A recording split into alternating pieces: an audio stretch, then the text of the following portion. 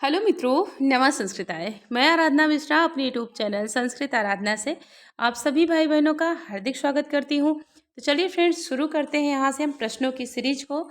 जैसा कि अभी मेरा जो कि कल मैंने एक आदर्श प्रश्न पत्र कराया था संस्कृत मॉडल पेपर का, तो आज चलिए देख लेते हैं दूसरा मॉडल पेपर है जो संस्कृत यहाँ आदर्श प्रश्न पत्रम प्रशिक्षित स्नातक शिक्षक चयन परीक्षा टीजीटी। तो दूसरा मॉडल पेपर आज चलिए देख लेते हैं। कल मैंने भाग 1 कराया था मॉडल पेपर का टीजीटी, और आज चलिए देखते हैं दूसरा मॉडल पेपर। उसके बाद इसके पहले भी मैंने 2 वीडियो अपलोड किए, जो एक संज्ञा प्रकरण की है, दूसरी संधि प्रकरण की है। तो टीजीटी से भी प्रश्नोत्तरी हम शुरू कर दिए हैं, तो सभी भाई बहन जरूर देखिए और साथ में चैनल को सब्सक्राइब कीजिए, वीडियो को लाइक करिए, पढ़ते रहिए। समय बहुत कम है, तो शुरू करते हैं यहाँ से हम अपने प्रश्नों की सीरीज को। तो हमारा आज का पहला प्रश्न है, सप्तगंगम में समास है। तो सप्तगंगम में कौन सा समास है? दिगु द्वंद्व तत्पुरुष अव्ययी भाव। उत्तर क्या हो जाएगा हमारा? अव्ययी भाव समास है किसमें? सप्तगंगम में। उत्तर डी सही होगा। नेक्स्ट आगे प्रश्न है, पदार्थानतिवृत्ति अर्थ में अव्ययी भाव समास हुआ है। तो पूछा है पदार्थ अनतिवृत्ति अर्थ में अव्ययी भाव समास हुआ है तो किसमें? प्रत्यर्थम यथाशक्ति अनुरूपम सहारी। तो 2 में उत्तर हमारा हो जाएगा यथाशक्ति। उत्तर बी सही होगा। नेक्स्ट आगे प्रश्न है, उत्तरामचरितम में नदी पात्र के रूप में वर्णन नहीं है। तो उत्तरामचरितम में नदी पात्र के रूप में किसका वर्णन नहीं मिलता है? वासंती का, मुरला का, तमसा का या गोदावरी का? तो उत्तर हो जाएगा ए, क्योंकि वासंती जो है ये वन देवी है, वन देवता है, तो जिनका वर्णन नदी के रूप में नहीं मिलता। बाकी मुरला, तमसा, गोदावरी सारी नदियां हैं। तो उत्तर ए हमारा सही होगा। नेक्स्ट आगे प्रश्न है, श्री अर्थात सरस्वती किसके कंठ में निवास करती हैं? तो श्री अर्थात सरस्वती किसके कंठ में निवास करती हैं? भारवी, भवभूति, भर्तृमेठ या भर्तृहरि। तो 4 में हो जाएगा भवभूति के कंठ में सरस्वती का निवास होता है। उत्तर भी सही होगा। नेक्स्ट आगे प्रश्न है, संस्कृत की ऐसी रचना जिसका विभाजन विरामों और निश्वासों में हुआ। तो ऐसी कौन सी रचना है जिसका विभाजन विराम और निश्वास में हुआ है? तो सभी को मालूम है। उत्तर हमारा डी होगा, शिवराज विजय। उत्तर डी सही होगा, जो कि पंडित अंबिका दत्त व्यास की रचना है, और यहाँ पर डी उत्तर सही होगा। नेक्स्ट आगे हमारा प्रश्न है, थोड़ा सा हम स्पीड में चलते हैं क्योंकि समय कम है, तो हम सीधा प्रश्न और उत्तर देखते चलते हैं ना।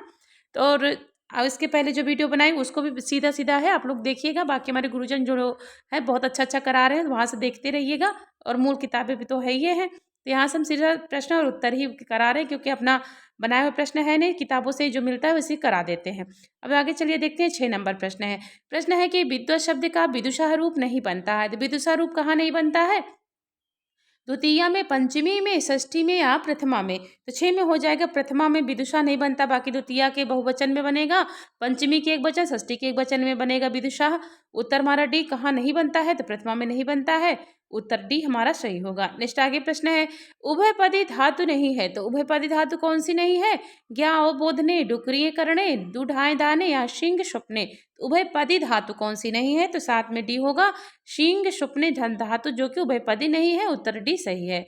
नेक्स्ट हमारा आगे प्रश्न है, सिंग स्वप्ने धातु का लोट लकार प्रथम पुरुष बहुवचन का रूप होगा। तो क्या होगा? सयंतु, शेताम, शेरताम या शेरते। तो 8 में उत्तर हमारा हो जाएगा शेरताम हो जाएगा। लोट लकार प्रथम पुरुष बहुवचन का पूछा है ना, तो उत्तर सी हमारा होगा, शेरताम होगा। आइए चलते देखते हैं। 9 नंबर प्रश्न है, तो 125 प्रश्नों की जो श्रृंखला है उसका मैं स्पीड में ही प्रश्नोत्तरी कराऊंगी, एक वीडियो में सोच पूरा हो जाए। इसका बार बार जितने भी आदर्श प्रश्न पत्र है उसका मैं एक ही वीडियो में पूरा कंप्लीट कराऊंगी, तो उसको जरूर देखिएगा। 9 नंबर हमारा प्रश्न है, 68 को संस्कृत में कहेंगे। तो 68 को संस्कृत में क्या बोलेंगे? अष्टषष्ठी, अष्टाषष्ठी, अष्टोषष्ठी या ए और बी दोनों।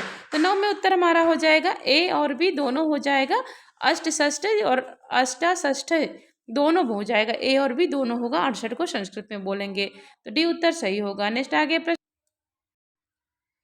10 नंबर प्रश्न हमारा है कि 29वां बालक इसका संस्कृत में अनुवाद क्या होगा। तो 29वां बालक इसका संस्कृत में अनुवाद करना होगा, तो क्या होगा? नवविंशः बालकाः, नवविंशतितमः बालकाः, एकोनत्रिंशः बालका या उपयुक्त सभी।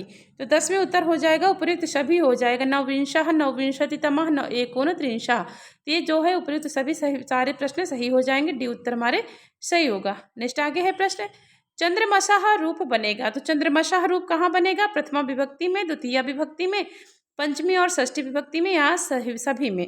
तो 11 में उत्तर हमारा हो जाएगा डी, सभी भी बनेगा। तो चंद्रमसाह प्रथमा विभक्ति, द्वितीय विभक्ति, पंचमी और षष्ठी विभक्ति में। उत्तर डी हमारा सही होगा।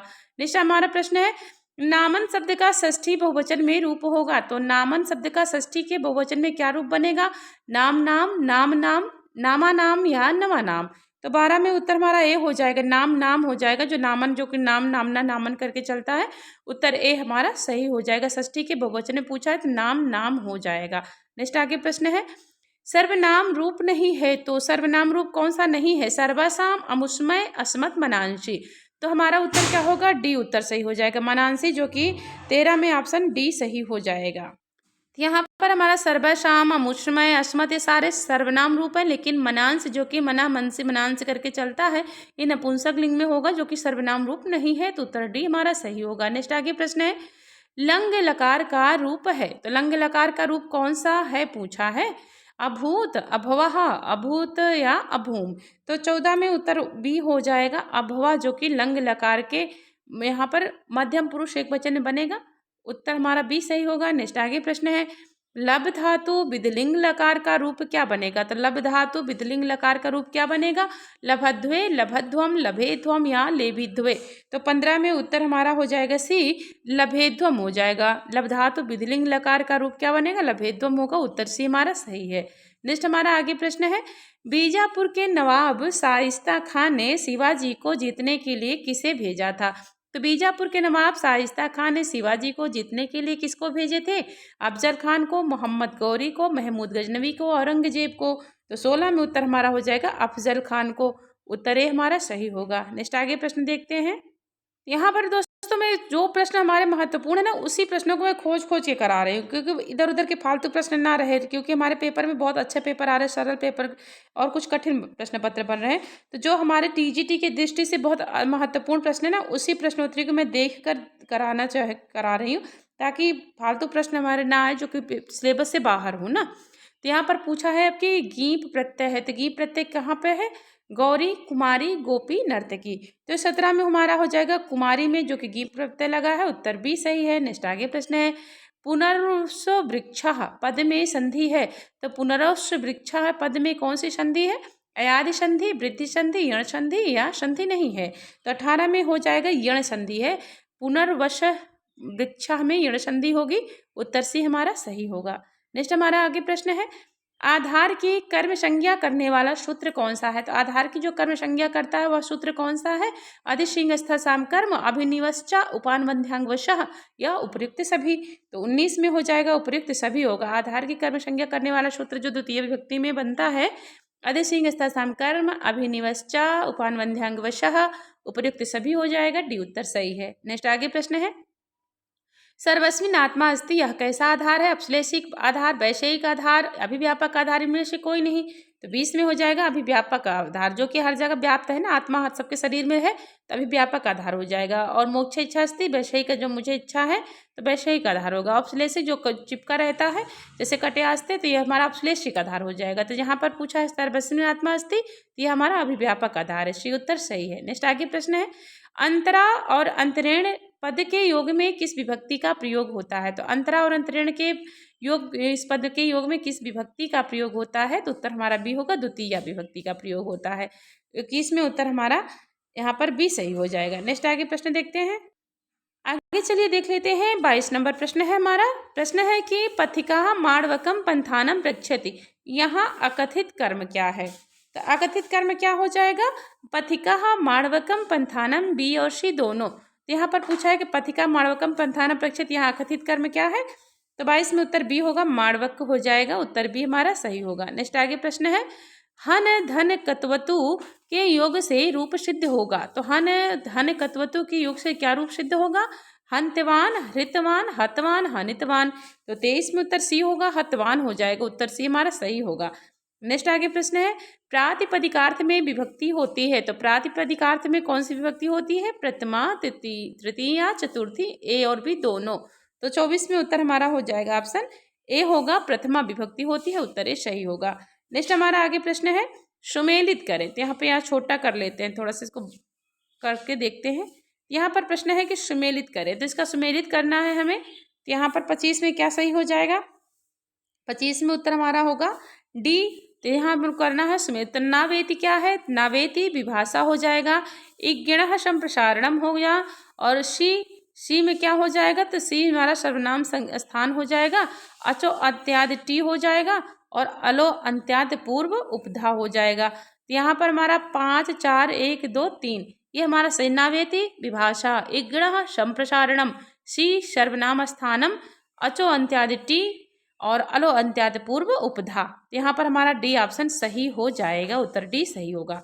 आगे चलिए देखते हैं 26 नंबर प्रश्न हमारा। 26 नंबर प्रश्न क्या कह रहा है कि बाणभट्ट के वंश प्रवर्तक माने जाते हैं। तो बाणभट्ट के वंश प्रवर्तक कौन माने जाते हैं, वत्स, कुबेर, अर्थपति या पाशुपत। तो 26 में उत्तर ए हो जाएगा, वत्स होते हैं, क्योंकि बाणभट्ट का कौन सा गोत्र है, तो वत्स गोत्र है। उत्तर हमारा ए सही होगा। नेक्स्ट हमारा प्रश्न है, वह कवि जिसने कथा, आख्यायिका, शतक और नाटक इन सभी विधाओं पर ग्रंथ लिखे हैं। तो कौन सा कवि है जिसने कथा भी लिख डाली है, आख्यायिका भी लिखा है, शतक भी कर डाला पूरा। तो कौन सा कवि है, कालिदास, अश्वघोष, बाणभट्ट, भवभूति। तो भाई हमारे बाणभट्ट जो है ना, इन्होंने ही सब पूरा किया है। 27 का सी ऑप्शन सही होगा। कथा जो कि कादम्बरी कथा है, आख्यायिका हर्षचरितम है, शतक जो इन्होंने एक लिखा था, क्या नाम है उसका, और चंडी शतक, चंडी शतक उसी में 100 पूरा 100 श्लोक है शृंखला छंद में। तो सी उत्तर हमारा सही होगा। नेक्स्ट आगे प्रश्न है, अभिज्ञान शाकुंतलम के षष्ठ अंक का नाम क्या है। तो अभिज्ञान शाकुंतलम के षष्ठ अंक का नाम क्या है, प्रत्याख्यान, पश्चाताप, पुनर्मिलन, विदा। तो 28 में उत्तर हमारा हो जाएगा बी, पश्चाताप। यहाँ पर पश्चाताप करता है कौन, जब राजा अंगूठी देखता है ना, तो उसे पश्चाताप होता है। तो यहाँ पर भी उत्तर सही होगा। नेक्स्ट आगे प्रश्न है, अभिज्ञान शाकुंतलम का पात्र है। तो अभिज्ञान शाकुंतलम का पात्र कौन सा हो जाएगा, वातायन, गृष्टि, बादरायण, माणवक। तो यहाँ पर 29 में उत्तर हमारा हो जाएगा ऑप्शन वातायन हो जाएगा, उत्तर ए सही होगा। नेक्स्ट आगे हमारा प्रश्न है 30 नंबर प्रश्न है कि लीला मधुकरकम किसका उदाहरण है। तो लीला मधुकरम किसका उदाहरण है, भाण, व्यायोग, समूहाकार, डिम। तो 30 में उत्तर ए होगा, भाड़ का उदाहरण है लीला मधुकरम। उत्तर ए हमारा सही हो जाएगा 30 में। नेक्स्ट हमारा 31 नंबर प्रश्न, इसको थोड़ा सा छोटा करते हैं। प्रश्न हमारा है यहाँ पे, इसको करना है सुमेलित। तो इसमें विदूषक है और नाटक है, किस नाटक में कौन से विदूषक आते हैं उसको देखना है। तो यहाँ पर हमारा ऑप्शन, पहले इसका मिलान करते हैं, ऑप्शन हमारा क्या होगा। तो देखते हैं यहाँ, अभिज्ञान शाकुंतलम के विदूषक का नाम क्या है, तो हमारे माधव हो जाएंगे, यहाँ पर 5 हो जाएगा। और विक्रमोर्वशीयम के विदूषक का नाम क्या है, तो माणवक हो जाएगा। और मृच्छकटकम के विदूषक का नाम क्या है, तो मैत्रेय होगा। रत्नावली के विदूषक का नाम क्या है, तो यहाँ पर वसंतक हो जाएगा। और मालविकाग्निमित्रम के विदूषक का नाम क्या है, तो गौतम हो जाएगा। तो कौन से में मिल रहा है, 5 4 2 3 1। तो यहाँ पर 31 में हमारा सी उत्तर सही होगा, यहाँ पर सी उत्तर सही हो जाएगा, 5 4 2 3 1 होगा। विज्ञान शाकुंतलम के विदूषक है माधव, विक्रमोर्वशीयम के विदूषक है माणवक, मृच्छकटकम के विदूषक है मैत्रेय, रत्नावली का विदूषक है वसंतक और मालविकाग्निमित्रम का विदूषक है हमारा गौतम। यहाँ पर सी उत्तर सही होगा। आगे चलिए देखते हैं 32 नंबर प्रश्न है। तो 32 नंबर हमारा प्रश्न कह रहा है कि करुण रस के देवता माने जाते हैं। तो करुण रस के देवता कौन है, यम, महाकाल, गंधर्व, रुद्र। तो 32 में उत्तर हमारा क्या सही हो जाएगा, यम। यम जो कि करुण रस, भाई जब कोई यम जो यम भगवान है समझ जाइए, तो वही यहाँ करुण रस के देवता माने जाते हैं, उत्तर सही है। नेक्स्ट आगे प्रश्न है, ब्याह करना है हमको सुमेलित, इसको भी सुमेलित करते हैं। तो 33 में उत्तर हमारा हो जाएगा कौन सा, तो यहाँ देखिए भट्ट लोलट का मत क्या है, तो हो जाएगा उत्पत्तिवाद। यहाँ पर भट्ट लोलट का मत क्या बना है, तो उत्पत्तिवाद हो जाएगा। और शंकुक के मत का है, तो अनुमितवाद के मत अनुसारी मतानुयायी हैं। भट्ट नायक का क्या होगा, तो भट्ट नायक का भुक्तिवाद है। अभिनव गुप्त का क्या होगा, अभिव्यक्तिवाद है। भट्ट लोलट का जो है क्या है सिद्धांत, उत्पत्तिवाद है। शंकुक का हमारा कौन सा है, तो अनुमितवाद हो जाएगा। भट्ट नायक का भुक्तिवाद है और अभिनव गुप्त का अभिव्यक्तिवाद है। तो यहाँ पर क्या है, 3 1 4 2, उत्तर हमारा डी हो जाएगा, उत्तर डी सही हो जाएगा। नेक्स्ट आगे हम प्रश्न देखते हैं। आगे हमारा प्रश्न है 34 नंबर प्रश्न है कि इंद्रकील पर्वत का वर्णन कहाँ मिलता है। तो इंद्रकील पर्वत का वर्णन कहाँ है, शिशुपाल वधम में, किरातार्जुनीयम में, कादम्बरी में, उत्तरामचरितम में। तो हो जाएगा किरातार्जुनीयम, जहाँ पर अर्जुन जाके तपस्या करते हैं इंद्रकील पर्वत पर, उत्तर भी हमारा सही होगा। नेक्स्ट आगे प्रश्न है, किरातार्जुनीयम के अंतिम श्लोक में कौन सा छंद है। तो किरातार्जुनीयम के अंतिम श्लोक में कौन सा छंद है, तो प्रथम सर्ग के पूरा 44 श्लोक तक तो पूरा वसंत छंद है। और 44 और 45 और 46 में, जो कि 45 में पुष्पिताग्रह है, 46 में मालिनी है। तो उत्तर हमारा यहाँ पर अंतिम श्लोक में छंद पूछा है तो मालिनी होगा, सी उत्तर सही होगा। नेक्स्ट आगे प्रश्न है, अब यहाँ पर करना है सुमेलित। इसको भी थोड़ा सा छोटा करते हैं, कर लेते हैं सुमेलित। यहाँ लिखा है सुमेलित करें, तो किसकी रचना कौन सी है इसको देख लेते हैं। 36 में हमारा अभी पीजीटी का एग्जाम हुआ था जिसमें कुछ प्रश्न नेट लेवल का दे दिए, तो हमको लग रहा है टीजीटी में कहीं पीजीटी लेवल के प्रश्न ना पूछ दे, 2-4 क्वेश्चन वहीं पर लोग उलझ जाएंगे ना। तो ऐसे ही प्रश्नोत्तरी पढ़िए कि थोड़ा सा इधर उधर का थोड़ा सा बाहरी ज्ञान भी जो होना जरूरी है। तो देखिए 36 में हमारा क्या सुमेलित करना है। तो 36 में हमारा हो जाएगा बी, तो इसको सुमेलित करते हैं। राजतरंगिणी किसकी रचना है, तो कल्हड़ की हो जाएगी। कथा सरित सागर के रचनाकार कौन है, सोमदेव हैं। कर्पूर मंजरी किसकी रचना है, तो ये राजशेखर की रचना है। वक्रोक्ति जीवितम इसके रचनाकार कौन है, तो कुंतक हो जाएंगे। व्यक्ति विवेक किसकी रचना है, महिम भट्ट की रचना है। तो इसका मिलान मैंने कर दिया है, फिर से एक बार देख लीजिएगा। तो 2, 1, 4, 3, 5 राजतरंगिणी के रचनाकार है कल्हड़। कथा सरित सागर के रचनाकार है सोमदेव। कर्पूर मंजरी के रचनाकार है राजशेखर। वक्रोक्ति जीवितम के रचनाकार है कुंतक। और व्यक्ति विवेक के रचनाकार है महिम भट्ट। तो उत्तर भी हमारा सही हो जाएगा।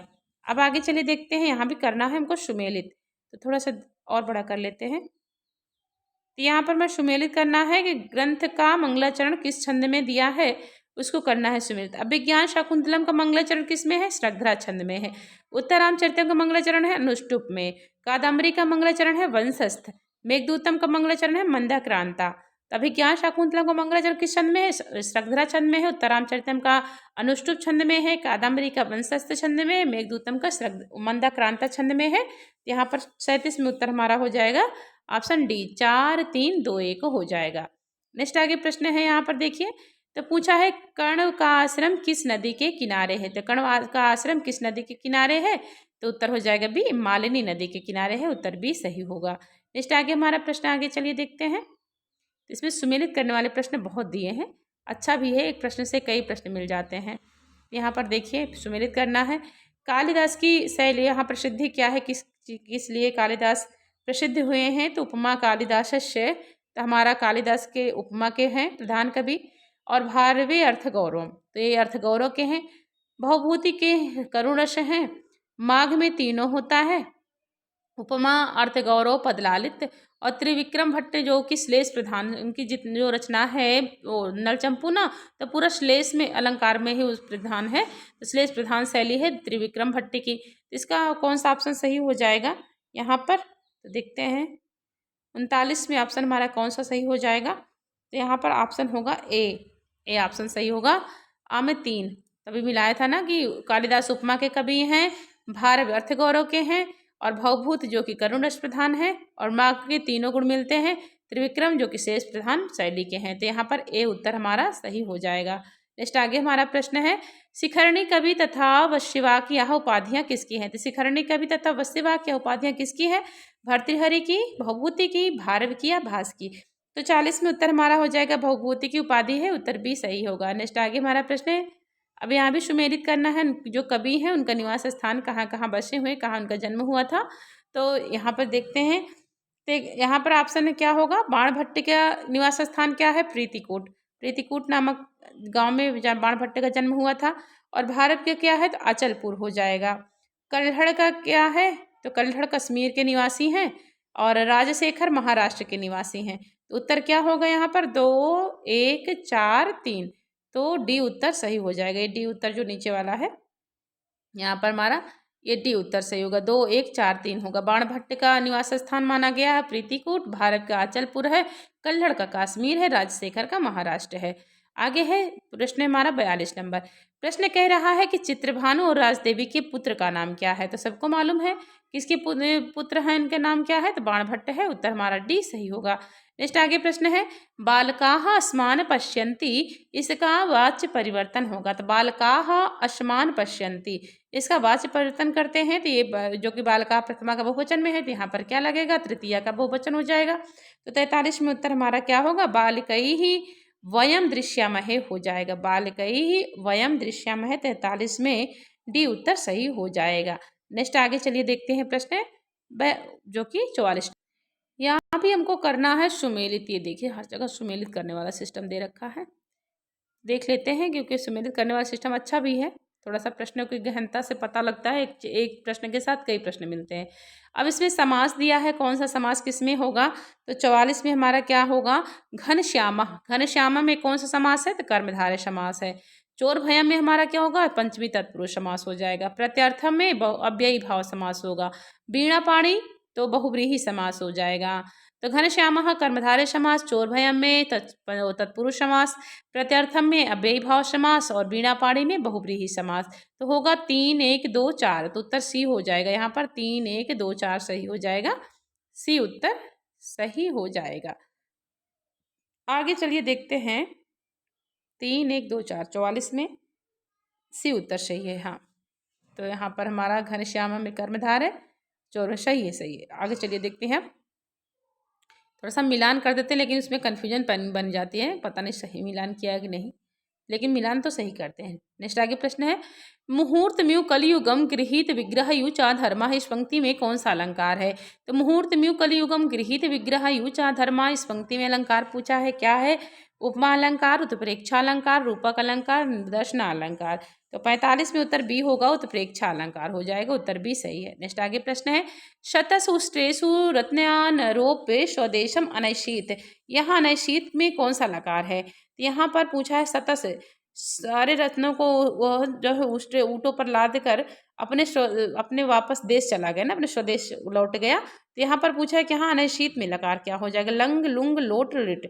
तो 46 में उत्तर बी होगा, यहाँ पर बी उत्तर हमारा सही हो जाएगा। 46 में ऑप्शन बी उत्तर सही होगा। नेक्स्ट आगे प्रश्न है, महादेव मूर्तावपि गदाम उदुतुलत, यहाँ पर रेखांकित पद में कौन सी विभक्ति है। तो महादेव मूर्तावपि गदाम उदुम तुलत, रेखांकित पद में विभक्ति होगी सप्तमी, प्रथमा, द्वितीया, चतुर्थी।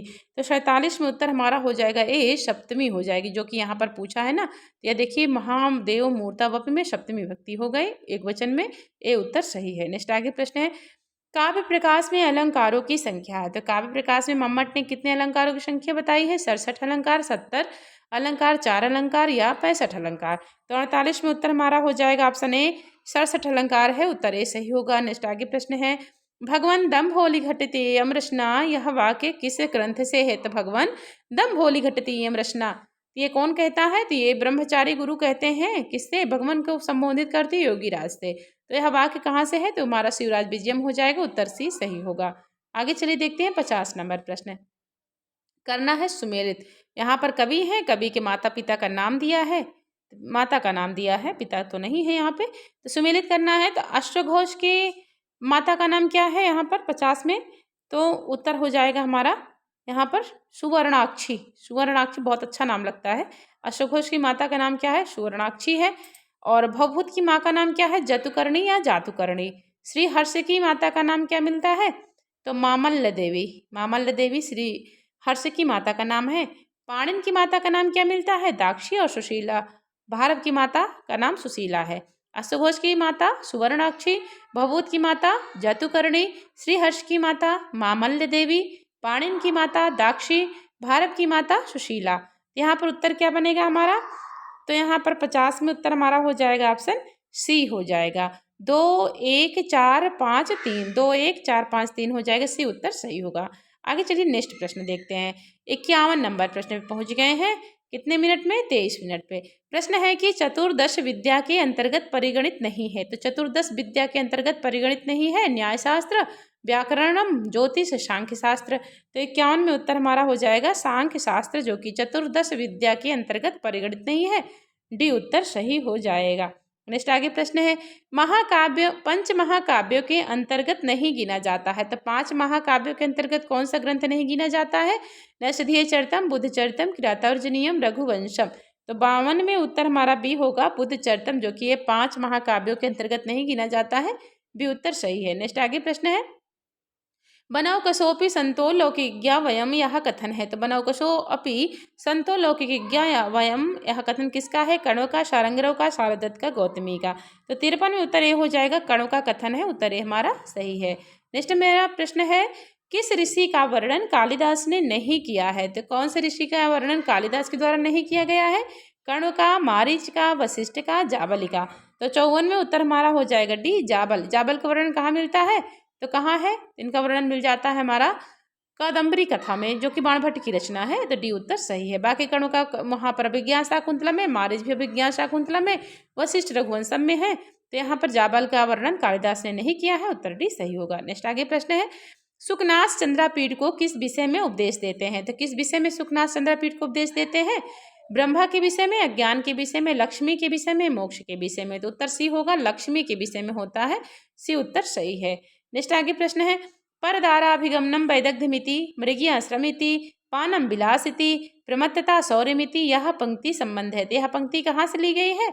शिवराज विजयम से, कादम्बरी, शुकनाशोपदेश से, नलचंपू से, इनमें से कोई नहीं। तो परदाराभिगमनमिति, वैदग्ध्यमिति, मृगीश्रमिति, पानम विलासिति, प्रमत्तता शौर्यमिति, यह पंक्ति ली गई है कादम्बरी शुकनाशोपदेश से। उत्तर भी सही होगा। आगे चलिए देखते हैं नेक्स्ट क्वेश्चन। नेक्स्ट हमारा प्रश्न है कि 57 नंबर, एको रसः करुणेव निमित्त भेदात बहुभूत की इस उक्ति में कौन सा छंद है? तो एको रसः करुणेव निमित्त भेदात भिन्नः पृथग पृथगियो श्रयते बिभर्तान आवर्त बुध बुध तरंग मया विकारान। तो यहाँ पर एक पूछा है, एको रसः करुणेव निमित्त भेदात बहुभूत की इस उक्ति में छंद पूछा है ना, इंद्रवज्रा, उपेंद्रवज्रा, बसंत तिलका, उपजाति। तो सी उत्तर सही होगा। यहाँ पर बसंत तिलका छंद है। 57 में सी उत्तर सही हो जाएगा। नेक्स्ट आगे प्रश्न है, स्नेहम दयाम च सौख्यम चा यदि वा जानकी मपि राम का यह कथन उत्तरामचरितम के किस अंक में है? स्नेहम दयाम चा सौख्यम चा यदि वा जानकी मपि, तो राम का यह कथन उत्तरामचरितम के किस अंक में है? प्रथम अंक में, द्वितीय अंक में, तृतीय अंक में, षष्ठ अंक में। तो 58 में उत्तर हमारा हो जाएगा प्रथम अंक में है। उत्तर ए सही होगा। नेक्स्ट आगे प्रश्न है, भर्तृहरि के अनुसार मूर्ख को प्रसन्न नहीं किया जा सकता है। तो भर्तृहरि के अनुसार मूर्ख को प्रसन्न नहीं किया जा सकता, किंतु क्या किया जा सकता है? तो भैया मूर्ख को प्रसन्न नहीं, लेकिन उनको किया क्या जा सकता है? देखिए क्या क्या कर सकते हैं। मतलब कि बालू से तेल निकाल सकते हैं, जो कि असंभव है, लेकिन फिर भी निकाल सकते हैं मूर्ख के सामने। हाँ, खरगोश के सिर से सींग प्राप्त हो सकती है, असंभव है। खरगोश की सींग होती नहीं तो कहाँ से मिलेगी। मगर के मुख से मणि निकाल सकते हैं, मगर के मुंह में हाथ डालेंगे तो मगर जिंदे चबा जाएगा ना। उपयुक्त सभी, तो यहाँ पर ये सब कुछ कर सकते हैं, फिर भी ये सब कुछ कर सकते हैं, लेकिन क्या नहीं कर सकते? तो मूर्ख को प्रसन्न नहीं कर सकते। जो मूर्ख व्यक्ति होते हैं ना, उनको प्रसन्न करना अति असंभव बात है। वही चीज़ यहाँ भर्तृहरि कह रहे हैं। तो नेक्स्ट हमारा आगे प्रश्न है, भर्तृहरि साहित्य संगीत एवं कला से विहीन व्यक्ति को क्या कहते हैं? तो साहित्य संगीत कला विहीना, साक्षात पशु पुक्ष विषाणहीना। तो यहाँ पर भर्तृहरि साहित्य संगीत एवं कला से विहीन व्यक्ति को क्या कहते हैं? राक्षस, दानव, महामानुष, साक्षात पशु। तो यहाँ पर उत्तर डी होगा, साक्षात पशु कहा है, डी उत्तर सही है। नेक्स्ट, ये जो कि उपजाति छंद में था, साहित्य संगीत कला विहीना, साक्षात पशु पुक्ष विषाणहीना, ये उपजाति छंद में है। आगे नेक्स्ट देखते हैं क्वेश्चन हमारा क्या है। 61 नंबर प्रश्न है कि भर्तृहरि किस आभूषण को सर्वश्रेष्ठ मानते हैं? तो यहाँ पर हमारा प्रश्न है कि भर्तृहरि किस आभूषण को श्रेष्ठ मानते हैं जो कभी नष्ट नहीं होता? केयूर, हार, कुसुम, बाणी। तो यहाँ पर जो कि उत्तर हो जाएगा डी, बाणी रूपी आभूषण को भर्तृहरि सर्वश्रेष्ठ मानते हैं जो कभी नष्ट नहीं होता है। उत्तर डी सही होगा। नेक्स्ट आगे प्रश्न है, भर्तृहरि किसकी मैत्री को दिन के उत्तरार्ध के समान मानते हैं? तो किसकी मैत्री को दिन के उत्तरार्ध के समान मानते? बहुत अच्छा प्रश्न है। सज्जनों की, दुर्जनों की, मूर्खों की, देवताओं की। तो छायो मैत्री खल सज्जना नाम, ये यहाँ पर ये श्लोक से है नीति शतक के। तो यहाँ पर किसके उत्तरार्ध के समान माना है? तो उत्तर ए हो जाएगा, सज्जनों के। और पूर्वार्ध के समान मानते तो दुर्जनों की हो जाता। दुर्जनों की मैत्री कैसी होती है? सुबह के जो है पूर्वार्ध के समान होती है जब सूर्य उदय होता है, लेकिन जो भर्तृहरि जी ने पूछा है उत्तरार्ध के समान, तो ये सज्जनों की मित्रता होती है। ये उत्तर सही होगा।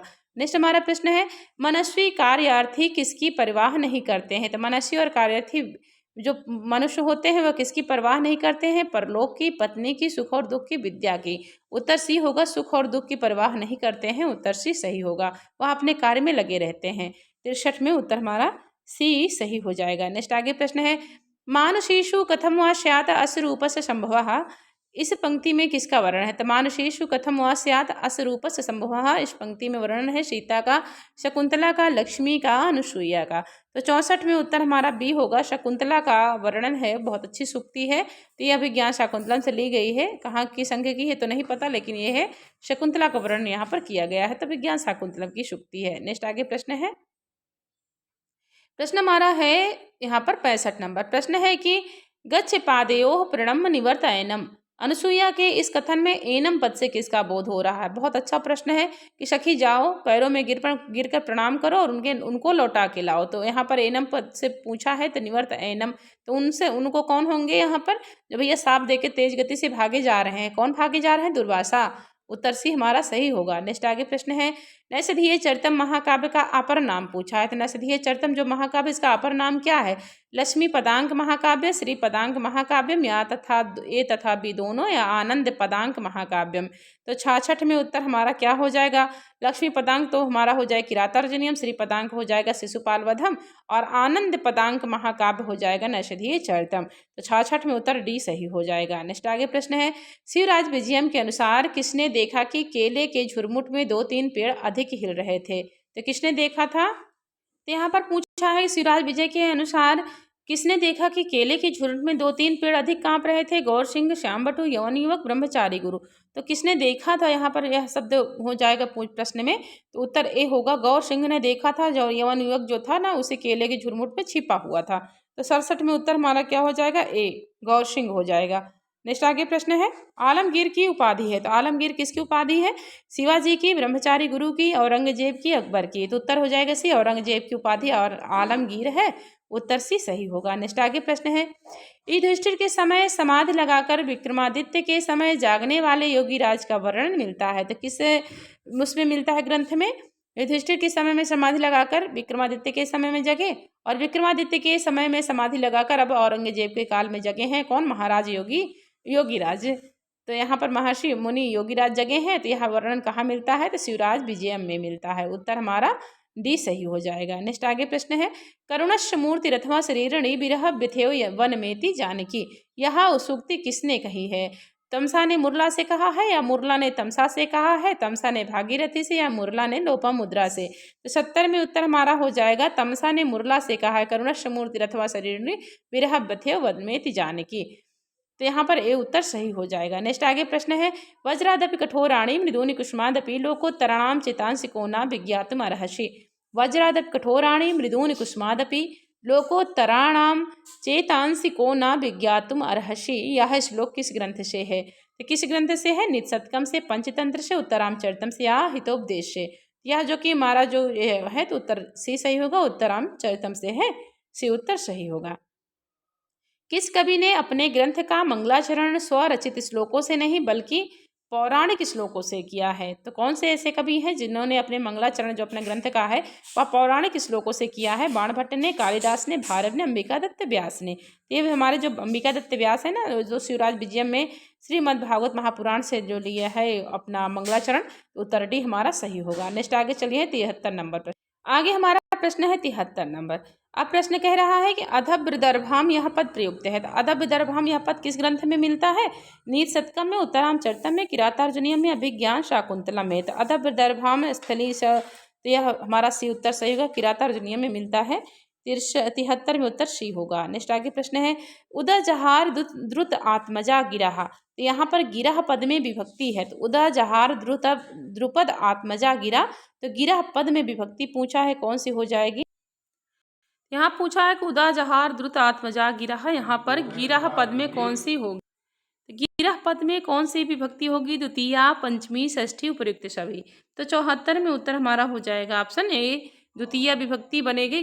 यहाँ पर गिरा क्योंकि जो कि द्रौपदी है, द्वितीय विभक्ति के बहुवचन में बनेगा। उत्तर ए सही होगा। नेक्स्ट आगे प्रश्न है, प्रविश्य कृष्णा सदनम महीभुजा। यहाँ पर महीभुजा पद में कौन सी विभक्ति है? तो महीभुजा पद में तृतीय विभक्ति किस सूत्र से हुई? ये प्रश्न बना है कि प्रविश्य कृष्णा सदनम महीभुजा। यहाँ पर महीभुजा पद में तृतीय विभक्ति किस सूत्र से है?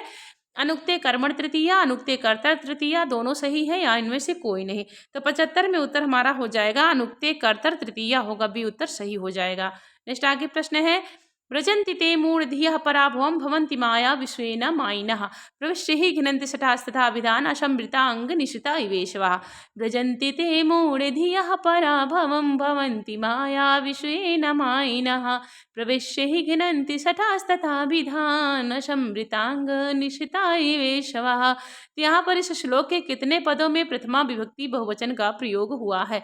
तो यहाँ पर कितने पदों में प्रथमा व्यक्ति बहुवचन का प्रयोग हुआ है? 6, 5, 4, 7।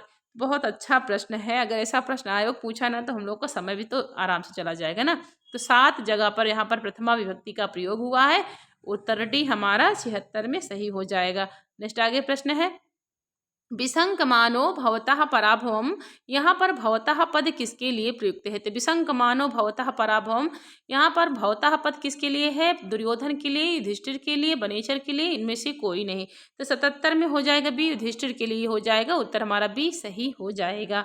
नेक्स्ट आगे प्रश्न है, नराधिपरमल्ल निवास शासनम, इन पंक्ति में अलंकार है। तो नराधिपरमल्ल निवास शासनम, इस पंक्ति में कौन सा अलंकार है? उपमा, उत्प्रेक्षा, रूपक, कोई अलंकार नहीं है। तो 78 में उत्तर हो जाएगा उपमा अलंकार हो जाएगा। उत्तर ए सही है। नेक्स्ट आगे प्रश्न है, इमामहम वेद न ताव किम धियम, यहाँ पर अहम पद से किसका बोध हो रहा है? इमामहम वेद न ताव किम धियम, तो यहाँ पर अहम पद से बोध किसका हो रहा है? बनेचर का, द्रौपदी का, युधिष्ठिर का, दुर्योधन का। तो 79 में उत्तर होगा द्रौपदी का, जो कि अहम पद से बोध होता है किसका? द्रौपदी का है। उत्तर भी सही हो जाएगा। आइए चलते देखते हैं 80 नंबर प्रश्न है। तो 80 नंबर प्रश्न क्या है? तो यहाँ पर हो जाएगा संस्कृत अनुवाद। कह रहा है कि इलाहाबाद विश्वविद्यालय के पास संस्कृत गंगा होवे, इसका अनुवाद क्या होगा? तो ये हमारा संस्कृत गंगा की बुक ही है। तो यहाँ पर अनुवाद क्या होगा? इलाहाबाद विश्वविद्यालय के पास संस्कृत गंगा होवे, इसका अनुवाद क्या है? इलाहाबाद विश्वविद्यालय से समीपे संस्कृत गंगा अस्ति, इलाहाबाद विश्वविद्यालय से समया संस्कृत गंगा भवति, इलाहाबाद विश्वविद्यालय सीधे संस्कृत गंगा स्यात्, इलाहाबाद विश्वविद्यालय समया संस्कृत गंगा स्यात्। तो 80 में उत्तर हमारा हो जाएगा यहाँ पर डी उत्तर सही होगा। इलाहाबाद विश्वविद्यालय, इलाहाबाद विश्वविद्यालयम समया संस्कृत गंगा स्यात्, होवे हुआ यहाँ पर है ना, तो इसलिए यहाँ पर स्यात् लग गया है। तो समया, तो समीप मतलब यहाँ पर हो जाएगा इलाहाबाद विश्वविद्यालय समया संस्कृत गंगा स्यात् हो जाएगा। उत्तर डी सही है। नेक्स्ट आगे प्रश्न देखते हैं।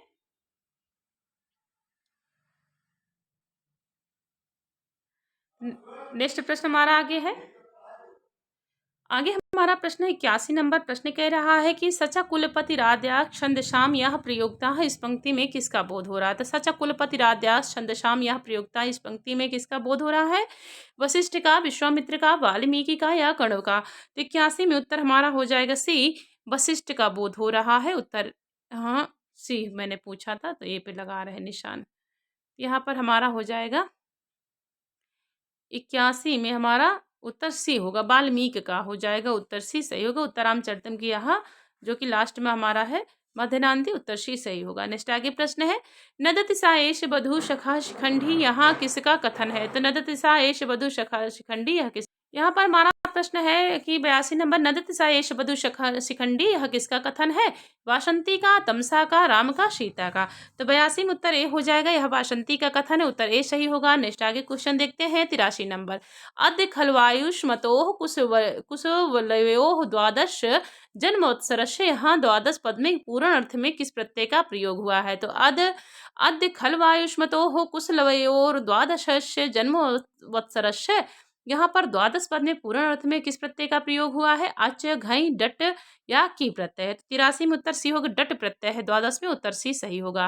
नेक्स्ट आगे प्रश्न है, इदानीमपि मया विरहितं ताम तात चिंत्यष्यति, शकुंतला के इस कथन में त्वाम पद किसके लिए प्रयुक्त है? इदानीमपि मया विरहितं त्वाम तात चिंत्यष्यति, शकुंतला के इस कथन में त्वाम पद किसके लिए प्रयुक्त है? प्रियंवदा के लिए, अनुसुईया के लिए, मृग के लिए या फिर कण्व के लिए है? तो 84 में उत्तर हमारा यहाँ पर सी सही हो जाएगा। यहाँ पर मृग के लिए हो जाएगा भाई। उत्तर हमारा सी सही होगा। यहाँ पर त्वाम पद पूछा है यह तो किसके लिए प्रयुक्त है? तो 84 में उत्तर सी होगा, मृग के लिए है। नेक्स्ट आगे प्रश्न है, रुद धन तुमुन के योग से पद बनेगा। तो रुद धन तुमुन के योग से कौन सा पद बनेगा? रुदितुम, रोदतुम, रोदितुम, रोदरुतुम। तो 85 में उत्तर हमारा सी होगा, रोदितुम बन जाएगा। उत्तर सी सही होगा। नेक्स्ट आगे प्रश्न है, महाकवि वह महाकवि जिसने एक ही ग्रंथ में लाखों श्लोकों की रचना की थी। तो एक ही ग्रंथ में लाखों श्लोक की रचना करने वाले कवि कौन है? तो 86 में डी होगा, कृष्ण द्वैपायन होंगे व्यास। तो जो कि महाकवि वेद व्यास कृष्ण द्वैपायन व्यास है, जो कि महाभारत में लाखों श्लोक है, 1 लाख श्लोक की रचना करी है। तो उत्तर डी सही होगा। नेक्स्ट आगे प्रश्न है, आगे हमारा प्रश्न है कि बनेचर द्वैत वन में युधिष्ठिर के पास कहाँ लौट कर आया था? तो उत्तर हो जाएगा यहाँ पर कहाँ से लौट कर आया था। तो पूछा है बनेचर द्वैत वन में युधिष्ठिर के पास कहाँ से लौट कर आया था। उत्तर होगा हस्तिनापुर से कुरु प्रदेश का समाचार लेकर। उत्तर सी सही होगा। नेक्स्ट आगे प्रश्न है किरातार्जुनीयम के प्रारंभिक 3 सर्गों को क्या कहा जाता है। तो किरातार्जुनीयम के प्रारंभ में जो 3 सर्ग है, प्रथम द्वितीय तृतीय, इन सर्गों को क्या कहा जाता है। तो पाषाण त्रयी कहा जाता है। उत्तर बी हमारा सही होगा। नेक्स्ट आगे प्रश्न है किम अशुद्धम, तो कौन सा इसमें अशुद्ध है। माम त्वम अंतरा संस्कृतम, ऋते संस्कृतात सुखम नास्ति, विना संस्कृतम नास्ति भारतम, संस्कृतेन परितः ज्ञानम अस्ति। तो 89 में उत्तर हो जाएगा संस्कृतेन परितः ज्ञानम हो जाएगा। उत्तर डी सही है। नेक्स्ट आगे प्रश्न है किम शुद्धम पदम, तो यहाँ पर शुद्ध पद का चयन है। बहुब्रीहि जानुहु दधि उपयुक्त सभी। तो 90 में उत्तर हमारा सी होगा दधि, जो कि शुद्ध पद है। उत्तर सी सही है। नेक्स्ट आगे प्रश्न है स्पृशति इस क्रियापद को यदि तुमनंत पद बनाए तो शुद्ध रूप क्या बनेगा। तो स्पृशति इस क्रियापद को यदि तुमनंत पद बनाए तो क्या शुद्ध रूप बनेगा। संप्रष्टुम, सरप्रष्टुम, संपृष्टुम, स्पर्शतुम। तो 91 में उत्तर हमारा हो जाएगा ऑप्शन यहाँ पर ए हो जाएगा, संप्रष्टुम हो जाएगा। उत्तर ए सही होगा।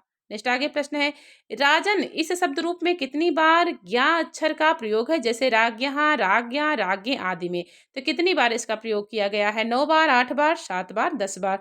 तो 92 में उत्तर हमारा ए होगा, 9 बार किया है। उत्तर ए सही हो जाएगा। नेक्स्ट आगे प्रश्न है नामन शब्द का सप्तमी एक वचन में रूप क्या बनेगा। तो नामन में यहाँ पर सप्तमी एक वचन में क्या बनेगा। नामनी, नामनी, नामनो, ए और बी दोनों।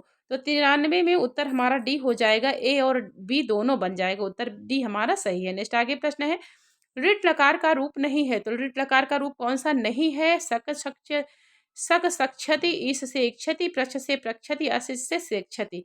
तो ऋट लकार का रूप पूछा है। तो 94 में उत्तर हमारा बी हो जाएगा, इससे एक छद जो कि नहीं बनता है। उत्तर बी सही हो जाएगा। नेक्स्ट आगे प्रश्न है प्रश्न यहाँ पर हमको करना है मिलान। तो यहाँ पर प्रश्न कौन सा है, सुमेलित करें 95 नंबर में। तो 95 नंबर में हमको करना है सुमेलित। तो यहाँ पर 95 में क्या हो जाएगा, सी हो जाएगा। इसको सुमेलित करते हैं। स्पर्श वर्ण में क्या होता है, तो यहाँ पर यहाँ देख लीजिए। तो स्पर्श वर्ण में कितने वर्ण आते हैं, तो उत्तर हो जाएगा 3, 25 होते हैं। और अंतस्थ वर्ण में कितने आते हैं, तो इसमें 4 हो जाएंगे। अंतस्थ वर्ण में 4 होते हैं, तो यहाँ पर 4 हो जाएगा। और स्वर वर्ण में कितने आते हैं, तो यहाँ पर 5 होते हैं, 9 वर्ण आते हैं। और अल्प प्राण में कितने आते हैं, तो 19 वर्ण आते हैं। महाप्राण में हमारा तो यहाँ पर 2, यहाँ पर 14 आते हैं। तो स्पर्श वर्ण में हमारा हो जाता है 25। अंतस्थ वर्ण में आते हैं वर्ण 4, और स्वर वर्ण में आते हैं 9, अल्प प्राण में आता है 19, और महाप्राण में आता है 14। उत्तर हमारा यहाँ पर सी ए देखिए सही हो जाएगा। उत्तर सी सही होगा। नेक्स्ट आगे प्रश्न है भवद्भिः श्लोकः उच्यन्ते, इसका वाच्य परिवर्तन करें। तो भवद्भिः श्लोकः उच्यन्ते, इसका वाच्य परिवर्तन क्या होगा। भवन्तः श्लोकं वदन्ति, भवद्भिः श्लोकान् वदन्ति, भवन्तः श्लोकान् वदति, भवन्तः श्लोकान् वदन्ति। तो 96 में उत्तर हमारा क्या हो जाएगा, ऑप्शन डी होगा, भवन्तः श्लोकान् वदन्ति हो जाएगा। डी उत्तर सही है। नेक्स्ट आगे प्रश्न है किसमें गीन प्रत्यय का विधान किया गया है। तो गीन प्रत्यय किसमें लगा है, नारी, नर्तकी, गौरी, कुमारी।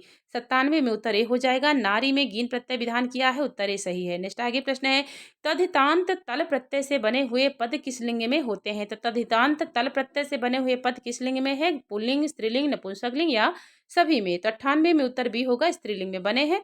उत्तर बी हमारा सही है। नेक्स्ट आगे प्रश्न है तद्धितांत पद नहीं है। तो तद्धितांत पद क्या नहीं है, भगवान, वैयाकरणः, बुद्धिमान, कृतवान। तो 99 में उत्तर डी होगा, कृतवान नहीं है। उत्तर डी सही है। नेक्स्ट आगे प्रश्न है कौन सा प्रत्यय केवल आत्मनेपदी धातुओं से लगता है, सानज, क्षत्रि, तुमु, नक्त्वा। तो 100 में उत्तर हमारा ए होगा, सानज प्रत्यय जो कि केवल आत्मनेपद धातुओं से लगता है। उत्तर ए सही है। नेक्स्ट आगे क्वेश्चन देखते हैं। नेक्स्ट हमारा प्रश्न है कि किस छंद के प्रत्येक चरण के प्रारंभ में 2 नगड़ होते हैं। तो कौन से छंद के प्रत्येक चरण के प्रारंभ में 2 नगड़ होते हैं, इंद्रवज्रा, सातुर्कीर्तितम, मालिनी, शिखरणी। तो 101 में उत्तर सी होगा, मालिनी छंद के प्रत्येक चरण में 2 नगड़ होते हैं। उत्तर सी सही होगा। नेक्स्ट आगे प्रश्न है निहि मतलब रा प्लस रसह का संधि युक्त पद क्या होगा, नीरसः, नीरसः, नीरसः या निराशः। तो एकदम यहाँ पर उत्तर हमारा बी होगा, नीरसः हो जाएगा। उत्तर भी सही है। नेक्स्ट आगे प्रश्न है गुरुवप विरह दुखम आशा बंधा साहयति यह सूक्ति किस ग्रंथ से उद्धृत है? तो गुरुवप विरह दुखम आशा बंधा साहयति यह सूक्ति किस ग्रंथ से उद्धृत है? मेघदूतम, अभिज्ञान शाकुंतलम, नीति सत्यकम, उत्तराम चरितम। उत्तर बी होगा अभिज्ञान शाकुंतलम से यह अनुसुईया का कथन है। उत्तर भी सही होगा। नेक्स्ट आगे प्रश्न है 6 अंकों वाले नाटक का नाम क्या है? तो 6 अंकों वाले नाटक का नाम क्या है? स्वप्नवासो दत्तम, प्रतिमा नाटकम, मुद्रा राक्षसम, विक्रमो वर्षीयम। तो 104 में उत्तर हमारा हो जाएगा स्वप्नवासो दत्तम, जो कि महाकवि भास की रचना है, जिसमें 6 अंक है। उत्तर है सही है। नेक्स्ट आगे प्रश्न है सारंग पद का अर्थ क्या होगा? भौरा, मृग, हाथी, उपयुक्त सभी। तो यह कहाँ आया है? तो यह मेघदूतम के में आया हुआ है। उसका अर्थ क्या हो जाएगा? तो यहाँ पर सभी लिया जाएगा। 105 में उत्तर डी हो जाएगा, उपयुक्त सभी होगा। नेक्स्ट आगे प्रश्न देखते हैं यामिनी, कामनी, चंदन, बिंदो, यु, इंदो। यहाँ पर यामिनी पद का क्या अर्थ होगा? तो यामिनी, कामनी, चंदन, बिंदो, यु, इंदो। यहाँ पर यामिनी का अर्थ पूछा है क्या है? चांदनी, नायिका, रात्रि, स्त्री। 106 में उत्तर सी होगा, रात्रि हो जाएगा। यामिनी का अर्थ होगा सी, रात्रि। नेक्स्ट आगे प्रश्न है भगवान श्रूयताम यदि कुतूहलम। कह रहे हैं कौन? ब्रह्मचारी गुरु कहते हैं कि भगवान श्रूयताम यदि कुतूहलम। यहाँ भगवान पद से किसका संबोधित किया गया है? तो भगवान कौन है? तो यहाँ पर डी उत्तर होगा, योगीराज है। उत्तर डी सही है। नेक्स्ट आगे प्रश्न है प्रत्युदातः कथमपि भवान गंतुमासु व्यवशेते। यहाँ पर प्रत्युदातः पद की व्याकरणात्मक टिप्पणी लिखें। तो प्रत्युदातः की व्याकरणात्मक टिप्पणी क्या बनेगी? प्रतिधन उदधन या धन ल्यप, प्रतिधन उदधन या धनता, प्रत्युत धन या धन घ, या प्रतिधन उत धन या धन तल। तो प्रत्युदातः पद की व्याकरणात्मक टिप्पणी क्या सही आंसर होगा? 108 में उत्तर हमारा बी हो जाएगा, प्रतिधन उदधन या धन ता प्रत्यय हो जाएगा। उत्तर भी सही है। आगे चलिए देखते हैं 109 प्रश्न है। तो 109 प्रश्न हमारा कह रहा है कि तेना अर्थित्वम त्वयि विधिवशात दूर बंधुर्गतो हम। यहाँ पर त्वयि और अहम पद क्रमशः किसका बोध कराते हैं? तो तेना अर्थित्वम त्वयि विधिवशात दूर बंधुर्गतो हम, यह मेघदूतम के पूर्व मेघ की सूक्ति है। और पूछा है कि यहाँ पर त्वयि और अहम पद क्रमशः किसका बोध कह रहे हैं? यक्ष और मेघ का। तो उत्तर यहाँ पर हमारा क्या होगा? 109 में उत्तर हमारा यहाँ पर बी होगा, मेघ और यक्ष का हो जाएगा। त्वयि से मेघ हो जाएगा और अहम पद से कौन होगा? यक्ष हो जाएगा। उत्तर भी सही होगा। नेक्स्ट आगे प्रश्न है मेघदूतम में मेघ का मार्ग उपदेशक कौन है? तो मेघदूतम में मेघ का मार्ग उपदेशक कौन है? पलाका, राजहंस, कुबेर, यक्ष। 110 में उत्तर प्रश्न हो जाएगा डी, यक्ष हो जाएगा। भाई यक्ष ही तो सारे रास्ते बताता है। उत्तर डी होगा। नेक्स्ट आगे प्रश्न है ए निघ्नन्ति निरर्थकम परिहितम ते के न जानी महे। यह शुक्ति निसतकम की किस पद्धति में परिगणित है? तो ये निघ्नन्ति निरर्थकम परिहितम ते की न जानी महे, तो किस पद्धति की शुक्ति है? विद्वत पद्धति, मानसौर पद्धति, परोपकार पद्धति, सुजन पद्धति। 111 में उत्तर सी होगा, यह परोपकार की पद्धति की शुक्ति है। उत्तर सी सही है। नेक्स्ट आगे प्रश्न है केवल एकमात्र ग्रंथ लिखने वाले महाकवि कौन है? तो जो कि जिन्होंने सिर्फ केवल एकमात्र ग्रंथ लिखा है भारवी माघ वाल्मीकि। उपयुक्त सही भी हो जाएगा, डी उत्तर सही होगा। नेक्स्ट आगे प्रश्न है यहाँ पर करना है हमारा सुमेलित, इसमें कितने सर्ग हैं देखते हैं। किरातार्जुनीयम के प्रथम सर्ग में कितने श्लोक हैं? तो उत्तर हो जाएगा 46। उत्तरामचरितम के तृतीय श्लोक में कितने अंक हैं? तृतीय अंक में कितने श्लोक हैं? 48 हैं। अभिज्ञान शाकुंतलम के चतुर्थ अंक में 22 हैं। नशधेय चरितम के प्रथम सर्ग में यहाँ पर 145 हैं और शिशुपाल वधम के प्रथम सर्ग में 75 हैं। यहाँ पर क्या हो जाएगा आंसर? उत्तर हमारा कौन सा प्रश्न है? 113 में उत्तर हमारा हो जाएगा डी। यहाँ पर 2, 1, 3, 4, 5 तो मैंने जो बताया है देखिए किरातार्जुनीयम में हो जाएगा 46 और उत्तरामचरितम के तृतीय अंक में 48, अभिज्ञान शाकुंतलम में 22, नैषधेय चरितम के प्रथम सर्ग में 145 और शिशुपाल वधम के प्रथम सर्ग में 75 श्लोक है। डी उत्तर सही है। आगे चलिए देखते हैं नेक्स्ट क्वेश्चन। 114 नंबर प्रश्न है कि सबसे बड़ी संख्या है, तो सबसे बड़ी संख्या कौन सी है? तो 69 हो जाएगा। यहाँ पर 69 होगी जो कि सबसे बड़ी संख्या पूछा है। 114 में ए हो जाएगा। आगे चलिए देखते हैं नेक्स्ट क्वेश्चन। 115 नंबर हमारा प्रश्न है कि शताम सदभि संघा कथमपि ही पुण्येन भवति, यह किस कवि का कथन है? शताम सदभि संघा कथमपि ही पुण्येन भवति, यह किस कवि का कथन है? भर्तृहरि का, भवभूति का, कालिदास का या माघ का? उत्तर हो जाएगा या भवभूति का कथन उत्तरामचरितम से। उत्तर भी सही होगा। नेक्स्ट आगे प्रश्न है उत्तरामचरितम की तरह सीता चरितम लिखने वाले आधुनिक युग के महाकवि कौन है? तो उत्तरामचरितम की तरह जो सीता चरितम की रचना किए हैं तो वो आधुनिक युग के महाकवि कौन है? Doctor Satyavrat Shastri, doctor Rewa Prasad Dwivedi, doctor Abhiraj Rajendra मिश्र या डॉक्टर राधा बल्लभ त्रिपाठी। तो 116 में उत्तर हमारा बी होगा, डॉक्टर रेवा प्रसाद द्विवेदी की रचना क्या है? सीता चरितम। उत्तर भी सही होगा। नेक्स्ट आगे प्रश्न है ईण प्रत्याहार के अंतर्गत कितने वर्ण आते हैं? तो ईण प्रत्याहार के अंतर्गत वर्ण कितने आते हैं? 12 वर्ण, 13 वर्ण, 2 वर्ण या 14 वर्ण। तो 117 में उत्तर बी होगा, 13 वर्ण आते हैं, बी उत्तर सही है। नेक्स्ट आगे प्रश्न है, कौन सा पात्र अभिज्ञान शाकुंतलम का नहीं है? तो कौन सा पात्र अभिज्ञान शाकुंतलम का नहीं है? भद्रसेन, सोमरात, रवैतक, कपिंजल। तो कपिंजल का वर्णन कहाँ मिलता है? तो यह हमारा कादम्बरी के कथा मुख में मिलता है, तो जो कि उत्तर हमारा डी सही हो जाएगा, जो कि विज्ञान शाकुंतलम का पात्र नहीं है, उत्तर हमारा डी सही होगा। नेक्स्ट आगे प्रश्न है, कुमार संभवम में कौन सा रस है? तो कुमार संभवम में कौन सा रस है? श्रृंगार रस, वीर रस, करुण रस या शांत रस। तो 119 में होगा श्रृंगार रस प्रधान महाकाव्य है कुमार संभवम 17 सर्गों का, जो कि महाकवि कालिदास की रचना है। आगे है प्रश्न हमारा, क्या सही होगा? 120 नंबर प्रश्न है, देखिए, सुतमिव मनसा त्वाम वत्सलेन स्मरामि, यहाँ राम के द्वारा किसका स्मरण किया जा रहा है? तो सुतमिव मनसा त्वाम वत्सलेन स्मरामि, यहाँ पर राम के द्वारा किसका स्मरण किया है? सीता का, हाथी के बच्चे का, मृग का या मोर का। तो 120 में उत्तर हमारा हो जाएगा डी, मोर का। जब कदम वृक्ष पर अपनी प्रिया के साथ बैठा रहता है तो उसी को आशीर्वाद देते हुए याद करते हैं, उत्तर डी सही होगा। नेक्स्ट आगे प्रश्न है, लक्ष्मी कौस्तुभ मणि से क्या लेकर पैदा होती है? तो लक्ष्मी कौस्तुभ मणि से क्या लेकर पैदा होती है? रागम, चंचलता, अतिनैष्ठुर्यम, मोहन शक्तिम। तो कौस्तुभ मणि से पूछा है तो क्या होगा? तो 121 में उत्तर हो जाएगा हमारा सी, अतिनैष्ठुर्यम होता है, वह निष्ठुरता बहुत होती है लक्ष्मी के अंदर चली जाती है। कहाँ से ग्रहण की है? कौस्तुभ मणि से, सी उत्तर सही होगा। नेक्स्ट आगे है, 122 नंबर प्रश्न है कि दानी को बुरे स्वप्न के समान कौन स्मरण नहीं करती? दानी पुरुष को बुरे स्वप्न के समान कौन स्मरण नहीं करती है? उत्तर ए होगा, लक्ष्मी नहीं करती, उत्तर ए सही होगा। नेक्स्ट आगे प्रश्न है, वह कवि जिसने सर्वाधिक ग्रंथों की रचना की है? तो सर्वाधिक ग्रंथ किसके मिलते हैं? कालिदास, भास और सुघोष, भवभूति। तो सर्वाधिक ग्रंथ की रचना करने वाले महाकवि कौन है? तो यहाँ पर बी होगा, भास के 13 नाटक मिलते हैं, तो सर्वाधिक नाटक इन्हीं के मिलते हैं, उत्तर बी सही होगा। नेक्स्ट आगे प्रश्न है, देखिए 124 नंबर मैंने बहुत स्पीड से कराया है लास्ट में। तो धीरोदात्त नायकों में गणना नहीं होती है, तो धीरोदात्त नायकों में किसकी गणना नहीं होती? दुष्यंत की, नल की, चंद्रापीठ की या उदयन की।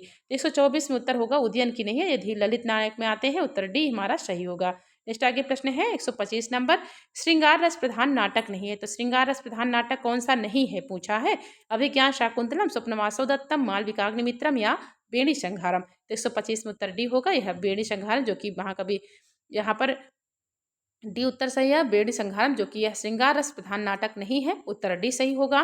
तो मित्रों, यहाँ पर मैंने 125 प्रश्नों का आदर्श प्रश्नोत्तरी करा दी है, आदर्श प्रश्न पत्र की प्रश्नोत्तरी कराई है। क्षमता मित्रों, थोड़ा सा स्पीड में हूँ और समय का अभाव भी है, तो इसके लिए अब चलिए देखिए, इसके बाद हम नेक्स्ट वीडियो अपलोड करेंगे, जो कि उसका भी प्रश्न हमें बहुत अच्छा है, जहाँ से मैं जो अच्छे प्रश्न मिल रहे हैं ना, उसी को मैं करा रही हूँ, जो कि बहुत ज़रूरी प्रश्न है। तो सभी मित्र देखिए, और जो मेरे चैनल को सब्सक्राइब नहीं किए हैं तो सब्सक्राइब कीजिए, वीडियो को लाइक करिए, पढ़ते रहिए मित्रों। हर हर महादेव, नमः संस्कृताय।